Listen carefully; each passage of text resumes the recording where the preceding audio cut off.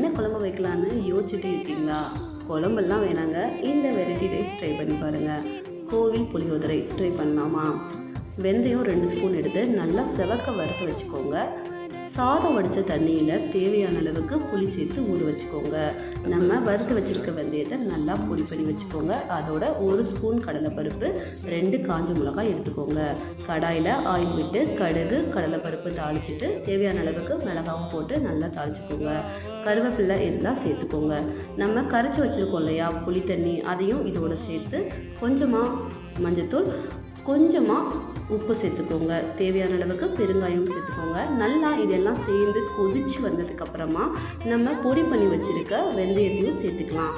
நல்லா இதெல்லாம் திக்காகி எண்ணெய் பிரிஞ்சு வந்ததுக்கப்புறம் ஆஃப் பண்ணி சாதம் ஆற வச்சுருக்கோம் இல்லையா, அதோட கலந்துடலாம்.